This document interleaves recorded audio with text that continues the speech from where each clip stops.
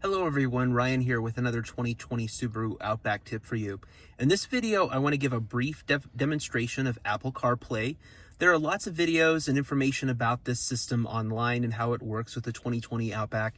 I just wanted to give you a few little tips using the system that I've discovered.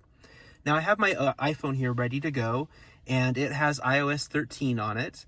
I'm going to go ahead and plug in the phone to activate Apple CarPlay now. So it's gone ahead and plugged it in. It takes a second or two for it to come up. Now, in order for Apple CarPlay to work, you do need to use the USB cable. It doesn't work wirelessly over Bluetooth. You have to have the cable, and the manual recommends you use an official Apple cable with your Subaru rather than an aftermarket or third-party cable. Online, some owners have mentioned that they're having problems using third-party cables. In this video, I'm using an official Apple cable, and it's working great. I've never really had any issues with it. Now with iOS 13, we get this new display. Unfortunately, it's not very customizable. We can't move things around really. This is just what we see. And one thing you'll immediately notice is that Apple CarPlay only takes up this top portion of the display. It doesn't take up the full display. One thing that's new on the 2020 Outback is this beautiful 11-inch display, but you'll notice that it's actually longer vertically than it is horizontally. In previous Outbacks, we actually had more horizontal space, but obviously less vertical space. So what that does with Apple CarPlay is that it sort of shrinks down the total area that's available for Apple CarPlay to work.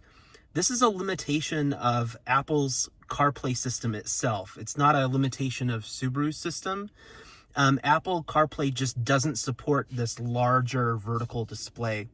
So one thing that Apple's done, or one thing that Subaru has done to try to make up some of the lost space rather than just leaving it blank, is they show your radio down here in the lower portion of the display. Now, we have uncovered a couple of little quirks with this system. Now, I'm not going to go over all of CarPlay. It works just as you would expect it to. You can bring up Google Maps. You can navigate just fine.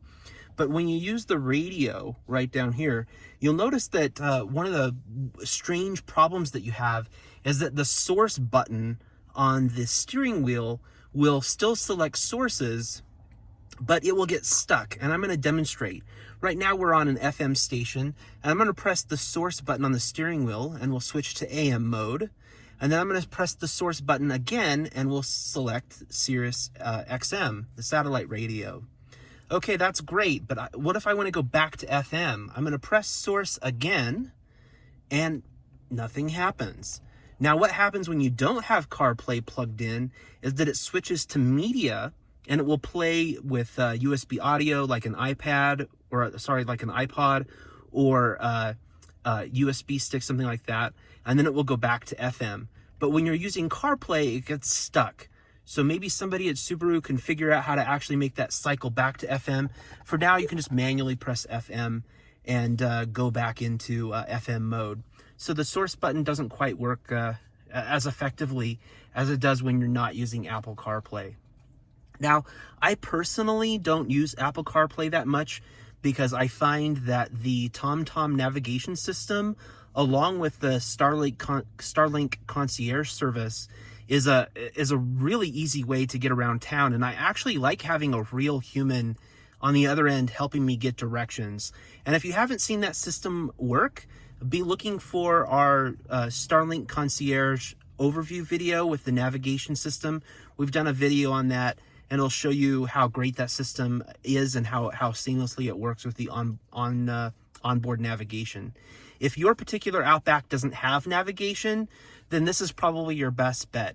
So until Apple and Subaru can find some way working together to use the entire display, this is what you're going to get with Apple CarPlay.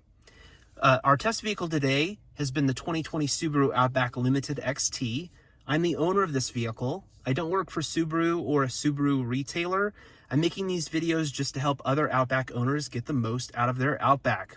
So that's how you use the Apple CarPlay. Hope you enjoyed that. Thanks for watching.